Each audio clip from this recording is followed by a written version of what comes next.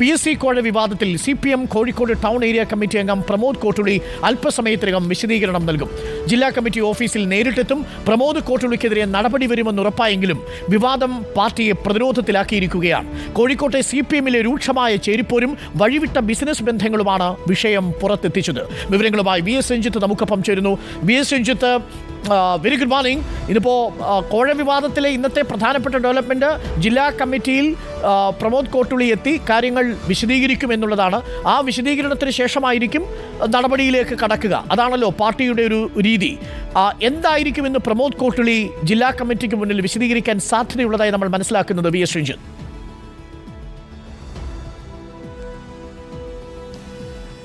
Doctor Arun, Pramod കോട്ടുളിക്ക് 10 ദിവസത്തെ സമയം അനുവദിച്ചിരുന്നു ഈ പറയുന്ന വിശദീകരണം നൽകാൻ. പക്ഷേ അദ്ദേഹം ഏറ്റവും വേഗത്തിൽ തന്നെ വിശദീകരണം നൽകുകയാണ് എന്നാണ് മനസ്സിലാക്കുന്നത്. ഇന്നിപ്പോൾ അല്പസമയത്തിനകം തന്നെ അദ്ദേഹം DC ഓഫീസിലെത്തി വിശദീകരണം നൽകും എന്ന് ആണ് അറിയിച്ചിട്ടുള്ളത്.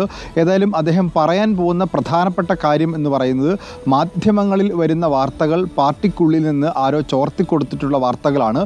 ഇതിനകത്ത് പാർട്ടിയിലെ ഗ്രൂപ്പിസമുണ്ട്, അതുപോലെ തന്നെ പാർട്ടിയിലെ ചില കോക്കസുകൾക്ക് ബന്ധമുണ്ട്, ഈ പറയുന്ന പോലെ റിയൽ എസ്റ്റേറ്റ് ബന്ധങ്ങളൊക്കെ തന്നെയുണ്ട്. അതുകൊണ്ട് ഇത്തരം വാർത്തകൾ ചോർത്തിക്കൊടുക്കുന്നത് ആരാണ് എന്ന് വ്യക്തമാക്കണം. തനിക്ക് പാർട്ടിക്കുള്ളിൽ പ്രാദേശിക തലത്തിലും ജില്ലാ തലത്തിലുമൊക്കെ ചില ശത്രുക്കൾ പ്രവർത്തിക്കുന്നുണ്ട്. ഈ ശത്രുക്കളാണ് ഇത്തരത്തിലുള്ള ആരോപണങ്ങൾക്ക് പിന്നിൽ എന്നുള്ളതൊക്കെയാണ് അദ്ദേഹം പറയാൻ പോകുന്നത് എന്നാണ് മനസ്സിലാക്കാൻ സാധിക്കുന്നത്.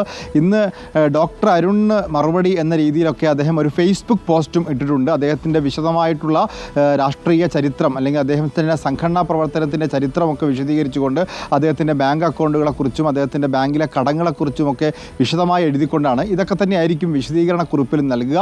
പക്ഷേ ആ വിശദീകരണക്കുറിപ്പിൽ പ്രധാനമായിട്ടും എടുത്തു പറയാൻ പോകുന്ന 2 കാര്യങ്ങളുണ്ടായിരിക്കും. ഒന്ന്, ഈ നഗരത്തിൽ നടക്കുന്ന റിയൽ എസ്റ്റേറ്റ് കോക്കസുകൾ തമ്മിലുള്ള മത്സരത്തെക്കുറിച്ച് അദ്ദേഹം പറയും എന്ന് വ്യക്തമാക്കിയിട്ടുണ്ട്. അതിൻ്റെ മത്സരത്തിനിടയിലാണ് താൻ പെട്ടുപോയി, താൻ ഇരയാക്കപ്പെട്ടു എന്നൊരു വാദമാണ് പ്രമോദ് കോട്ടുളിക്കുള്ളത്.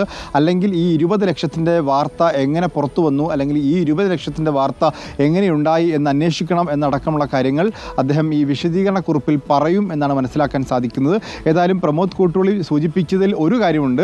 ഈ നഗരത്തിൽ നടക്കുന്ന റിയൽ എസ്റ്റേറ്റ് വ്യാപാരങ്ങളിൽ പാർട്ടി കേന്ദ്രവുമായി ബന്ധമുണ്ട് എന്ന അർത്ഥത്തിൽ തന്നെയാണ് ഒരു റിയൽ എസ്റ്റേറ്റ് വ്യാപാരിക്ക് ജില്ലാ കേന്ദ്രത്തിലേക്ക് നിരോധനം ഏർപ്പെടുത്തിയിട്ടുള്ളത്. അതിൽ എതിർപക്ഷത്തിൻ്റെ ശക്തമായ സമ്മർദ്ദമുണ്ട് എന്നുള്ളതാണ് പ്രമോദ് കോട്ടുളി ഉൾപ്പെടെ വാദിക്കുകയും ചെയ്യുന്നത്. അപ്പോൾ അത്തരത്തിലുള്ള റിയൽ എസ്റ്റേറ്റ് ബന്ധങ്ങളെക്കുറിച്ചും പാർട്ടി സെൻറ്റർ കേന്ദ്രീകരിച്ച് പ്രവർത്തിക്കുന്ന കോക്കസുകളെക്കുറിച്ചുമൊക്കെ ഈ പറയുന്ന പ്രമോദ് കോട്ടുളിയുടെ വിശദീകരണത്തിൽ ഉണ്ടാകും എന്നുള്ളതാണ്. പക്ഷേ എത്രത്തോളം തൃപ്തികരമായിരിക്കും ആ വിശദീകരണം ഉൾക്കൊണ്ടുകൊണ്ട് പാർട്ടി പ്രമോദിൻ്റെ നടപടി തടയുമോ എന്നുള്ളതടക്കമുള്ള കാര്യങ്ങൾ കാത്തിരുന്ന് കാണേണ്ടത്. രഞ്ജിത്ത്, എനിക്കൊരു മറുപടി എന്ന നിലയിൽ പ്രിയപ്പെട്ട പ്രമോദ് കോട്ടുളി ഇട്ടിരിക്കുന്ന ഫേസ്ബുക്ക് പോസ്റ്റ് ഞാനിത് കണ്ടു. അത് പ്രിയപ്പെട്ട പ്രേക്ഷകരിലേക്ക് കൂടി നമ്മളത് എത്തിക്കാം. പ്രിയപ്പെട്ട അരുണിന്, ഞാനിത് എഴുതുന്നത് എൻ്റെ അമ്മയെ ബോധ്യപ്പെടുത്തുന്നതിന് വേണ്ടി മാത്രമാണ് എന്ന് പറഞ്ഞുകൊണ്ടാണ് പ്രമോദ് കോട്ടുളി ഫേസ്ബുക്കിൽ തൻ്റെ മറുപടികൾ കുറിച്ചിരിക്കുന്നത്. ആ മറുപടിയിൽ ധാരാളം കാര്യങ്ങൾ പറയുന്നുണ്ട്. അദ്ദേഹം പാർട്ടിയുമായിട്ട് എങ്ങനെയാണ് പാർട്ടിയെ കണ്ടത്, ഒരു കുടുംബത്തെ കണ്ടത്, 14 വയസ്സ് മുതൽ DYFIയുടെ യൂണിറ്റ് എക്സിക്യൂട്ടീവ് മെമ്പറായിട്ട് അതിനുശേഷം തുടക്കം യുവധാര തുടങ്ങി എന്നിങ്ങനെ അദ്ദേഹത്തിൻ്റെ ജീവിതത്തെക്കുറിച്ച് പറയുന്നതിൽ ഒരു ഭാഗം വളരെ പ്രധാനപ്പെട്ടതാണ്. നമുക്ക് അത് സംബന്ധിച്ച വാർത്ത പ്രേക്ഷകരിലേക്ക് കൊടുക്കാം. അതിനു മുൻപ് ഇനി ഞാൻ ഇന്നലെ ചർച്ചയിൽ പറഞ്ഞത് പ്രമോദ് കോട്ടുളി ആഡംബര ജീവിതം, റിയൽ എസ്റ്റേറ്റ് ബന്ധം എന്നൊക്കെ താങ്കൾക്ക് പറയാം, അത് താങ്കളുടെ ജോലിയാണ്. പക്ഷേ ഇതെൻ്റെ ജീവിതമാണ്, എൻ്റെ മാത്രം ജീവിതം എന്ന് പറഞ്ഞിട്ട് അദ്ദേഹം പറയുന്നത് റിയൽ എസ്റ്റേറ്റ് ബന്ധമുള്ള ആളല്ല എന്ന് അദ്ദേഹം അത് നിഷേധിക്കുന്നുണ്ട്. മാത്രവുമല്ല, അദ്ദേഹം പറയുന്ന ഒരു പ്രധാനപ്പെട്ട കാര്യം അദ്ദേഹത്തിന് ഒരുപാട് കടമുണ്ട് എന്നുള്ളതാണ്. ആകെ 9 സെൻറ്റ് സ്ഥലം 3 കഷണമാക്കി ഭാഗിച്ച് അമ്മ ഞങ്ങൾ 3 പേർക്ക് തന്നു. ഇപ്പോൾ എൻ്റെ പേരിലുള്ള വീടും ഭൂമിയും പണയത്തിലാണ്. ആ ബാങ്ക് ഇന്ത്യൻ നാഷണൽ കോൺഗ്രസ് ഭരിക്കുന്നതാണ്. 2020 എടുത്ത വായ്പയാണ്. ഇതുവരെ ജീവിച്ച കടം തീർക്കാൻ 2024 ഈ മാസം 9 ലോൺ തുക ഇതുവരെ ഒരു പൈസ അടയ്ക്കാത്തതിൻ്റെ ഭാഗമായി അദാലത്തിൽ വെച്ചിട്ടുണ്ട്. അതൊക്കെ അന്വേഷിക്കാം എന്നാണ് പ്രമോദ് കോട്ടുളി പറയുന്നത്. കടുത്ത കടബാധ്യതയിലാണ് പ്രമോദ് കോട്ടുളി എന്നാണ് അദ്ദേഹം ഈ ഫേസ്ബുക്ക് പോസ്റ്റിൽ പറയുന്നത്. പക്ഷേ ഒരു കാര്യം അദ്ദേഹം അതിൻ്റെ കൂടെ പറയുന്നുണ്ട് രഞ്ജിത്ത്, അതാണ് നമുക്കറിയേണ്ടത്. ഞാൻ വർഷങ്ങളെ ഉപയോഗിക്കുന്ന അക്കൗണ്ടുകൾ താങ്കൾക്ക് പരിശോധിക്കാം. കൊന്നു തിന്നു കഴിഞ്ഞാൽ പിന്നെ പരിശോധിക്കേണ്ടല്ലോ സാറേ. എല്ലാവരുമായി സൗഹൃദം എനിക്കുണ്ട്. എല്ലാവരുമായി സൗഹൃദം എനിക്കുണ്ട്. ആരെയും എന്തെങ്കിലും കാര്യം ഞങ്ങൾ പറഞ്ഞ് ശുപാർശ ചെയ്യിക്കാൻ നിൽക്കാറില്ല. ഒരു നേതാക്കളോടും എൻ്റെ ജീവിതത്തിൽ ഇതുവരെ സഹായം അഭ്യർത്ഥിച്ച് പോയിട്ടില്ല. ആകെ ആവശ്യപ്പെട്ടത് എൻ്റെ മകൻ്റെ ആരോഗ്യവുമായി ബന്ധപ്പെട്ട് ഹോസ്പിറ്റലിൽ കാണിക്കാൻ വേണ്ടിയാണ്. അതിനും അപ്പുറം ഒന്നും ചെയ്തിട്ടില്ല. ഞാൻ ഇന്നലെ എൻ്റെ സുഹൃത്തിനോട് പറഞ്ഞു, കടം വീട്ടാൻ കുറിക്കല്യാണം നടത്തണം, അതിലൊരു കത്ത് താങ്കൾക്കും തരും, വരണം, ഇടപാട് വയ്ക്കണം. ഇനിയിപ്പം അതും നടക്കില്ല. ഞാൻ ആഡംബര ജീവിതമല്ലേ നയിക്കുന്നത്. ശത്രുക്കൾ കുറേയുണ്ട് സാർ, അതിനേക്കാൾ ഏറെ മനസ്സിലാക്കിയവരും. വളരെ വൈകാരികമായിട്ടുള്ളൊരു ഫേസ്ബുക്ക് പോസ്റ്റാണ്. തീർച്ചയായും പ്രമോദ് കോട്ടുളിയുടെ ബന്ധത്തെക്കുറിച്ച് പാർട്ടി തലത്തിൽ നടന്ന ചർച്ചയാണ് നമ്മൾ ഇന്നലെ പ്രേക്ഷകരിലേക്ക് എത്തിച്ചത്. വ്യക്തിപരമായി എനിക്ക് പ്രമോദ് കോട്ടുളിയെ നേരിട്ട് അറിയില്ല. അദ്ദേഹത്തിൻ്റെ ജീവിത രീതിയെക്കുറിച്ച് അദ്ദേഹം പറയുന്ന കാര്യങ്ങൾക്കും പാർട്ടി തലത്തിൽ നടന്ന ചർച്ചകൾക്കും അപ്പുറം ഒന്നും നമുക്ക് നേരിട്ട് അറിയത്തുമില്ല. പ്രമോദ് കോട്ടുളി തൻ്റെ വിശദീകരണം നൽകുന്നു. ആ വിശദീകരണം നമുക്ക് വിരഞ്ജിത്ത് പ്രേക്ഷകരിലേക്ക് എത്തിക്കുകയും ചെയ്യാം. അതിൽ ശത്രുക്കൾ കുറേയുണ്ട് സാർ എന്ന് പ്രമോദ് കോട്ടുളി പറയുന്നത് ഒരു സൂചനയാണോ രഞ്ജിത്ത്? തീർച്ചയായിട്ടും ശത്രുക്കളെ കുറിച്ച് അദ്ദേഹത്തിന്റെ സൂചന അദ്ദേഹം ഇന്ന് വിശദമായി തന്നെ അദ്ദേഹത്തിന്റെ വിശദീകരണക്കുറിപ്പിൽ ഇന്നിപ്പോൾ ഫേസ്ബുക്ക് പോസ്റ്റിൽ പരസ്യമായി രേഖപ്പെടുത്താൻ പറ്റാത്ത പല കാര്യങ്ങളും ഉണ്ടാവുമല്ലോ, അത് അദ്ദേഹം സ്വകാര്യമായി പറയുകയും ചെയ്യുന്നുണ്ട്. അത്തരം കാര്യങ്ങളൊക്കെ ഈ വിശദീകരണക്കുറിപ്പിൽ അദ്ദേഹം രേഖപ്പെടുത്തും. പാർട്ടിക്കുള്ളിൽ ഇപ്പോൾ കോഴിക്കോട്ട് നിലനിൽക്കുന്ന 2 ഗ്രൂപ്പുകൾ, ആ ഗ്രൂപ്പുകൾ സംബന്ധിച്ചുള്ള പ്രശ്നങ്ങൾ, ആ ഗ്രൂപ്പുകളുടെ ഭാഗമായി നിൽക്കുന്നത് ആരൊക്കെയാണ്, ആ ഗ്രൂപ്പുകളിൽ ഏത് പക്ഷത്താണ് പ്രമോദ് കോട്ടൂളി ഉള്ളത്, സ്വാഭാവികമായിട്ടും അതിനെതിരെ നടക്കുന്ന ഒരു നീക്കത്തിന്റെ ഭാഗം എന്നൊക്കെ ഇതിൽ വിശദീകരണക്കുറിപ്പ് രേഖപ്പെടുത്താനുള്ള സാധ്യതയുണ്ട്. കോഴിക്കോട്ട് നടക്കുന്ന ഇപ്പോൾ നേരത്തെ പുറത്തു വന്നിട്ടുള്ള വാർത്തകളിൽ ഒരു റിയൽ എസ്റ്റേറ്റ് വ്യാപാരി കോഴിക്കോട് പാർട്ടി സെൻറ്റർ കേന്ദ്രീകരിച്ച് അല്ലെങ്കിൽ അവിടെ ഇരുന്ന് പ്രവർത്തിക്കുന്നു എന്നൊക്കെ പറഞ്ഞിരുന്നു. അതിൻ്റെ നേർ എതിർവശത്തുള്ള മറ്റൊരു ടീം കൂടി കോഴിക്കോട് നഗരത്തിലുണ്ട്.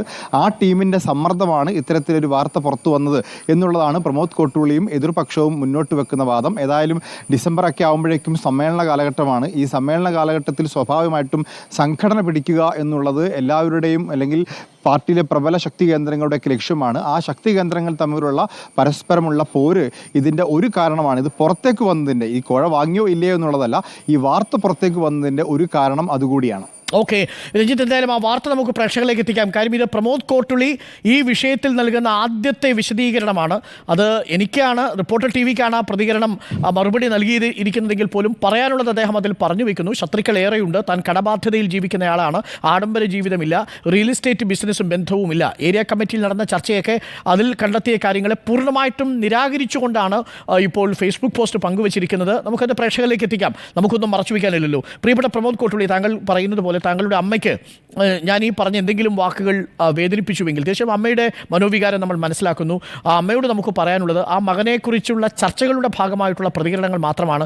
ഏതെങ്കിലും തരത്തിൽ നമ്മൾ മനഃപൂർവ്വം അമ്മയോ പ്രമോദിനെയോ ഒന്നും വേദനിപ്പിക്കാൻ ആഗ്രഹിച്ചിട്ടില്ല. ഞാൻ അമ്മയോടാണ് ഞാൻ ഈ പറയുന്നത്. അതുകൊണ്ട് അതൊരു ചർച്ചയുടെ ഭാഗമായി രാഷ്ട്രീയത്തിലും പൊതുമേഖലയിലും പൊതുസമൂഹത്തിലും പ്രവർത്തിക്കുമ്പോൾ സ്വാഭാവികമായും ആരോപണങ്ങൾ വരും. ആ ആരോപണങ്ങൾ ചർച്ചയാവുന്നു എന്നതിനും അപ്പുറത്തേക്ക് അമ്മയത് മനസ്സിലാക്കേണ്ടതില്ല എന്നാണ് ഞാൻ മനസ്സിലാക്കുന്നത്. എന്തായാലും അമ്മയ്ക്ക് അങ്ങനെ ഒരു വിഷമം വന്നു എന്ന് അറിയുന്നതിൽ എനിക്കും ഖേദമുണ്ട് എന്ന് മാത്രം പറയുന്നു. പക്ഷേ ആ വാർത്ത ഇപ്പോഴും അവിടെ നിൽക്കുന്നുണ്ട് അമ്മയെ. അതിപ്പോഴും പാർട്ടി തന്നെ ചർച്ച ചെയ്യുകയും വിശദീകരണം നൽകുകയും ഒക്കെ ചെയ്യുന്നു. അതുകൊണ്ടാണല്ലോ പ്രമോദിന് ഇങ്ങനൊരു പോസ്റ്റ് ഇടേണ്ടി വരുന്ന സാഹചര്യം ഉണ്ടായതും. എന്തായാലും അന്വേഷിക്കട്ടെ. അന്വേഷണത്തിന് ശേഷം എന്താണ് നടന്നത്, മകൻ കളങ്കിതനല്ലെങ്കിൽ തീർച്ചയായിട്ടും അത് നമുക്ക് സമൂഹത്തിന് മുന്നിൽ എത്തിക്കേണ്ടതുണ്ട്. ഇതിൽ മറ്റൊരു പിന്നിൽ ആരെങ്കിലും പ്രവർത്തിച്ചിട്ടുണ്ടെങ്കിൽ അത് നമുക്ക് എത്തിക്കാം. പക്ഷേ അതിനുള്ള തെളിവുകൾ കൂടി നമുക്ക് ഒരു ഭാഗത്ത് വേണം. അപ്പോൾ താങ്ക് യു പ്രമോദ്. ഒരു ആദ്യ വിശദീകരണം നൽകിയിരിക്കുന്നു. ആ വിശദീകരണത്തിൽ താൻ കടബാധ്യതയുള്ളയാളാണ്, ആഡംബര ജീവിതം നയിക്കുന്നയാളല്ല, തനിക്ക് അത്തരത്തിലുള്ള ഒരു ബന്ധങ്ങളുമില്ല, എല്ലാവരുമായും സൗഹൃദമുണ്ട്, എന്നാൽ തനിക്ക് ശത്രുക്കളുണ്ട് എന്നും പ്രമോദ് കോട്ടുളി പറയുന്നു ഫേസ്ബുക്ക് പോസ്റ്റിൽ. രഞ്ജിത്താണ് നമുക്കൊപ്പം ചേർന്നത്.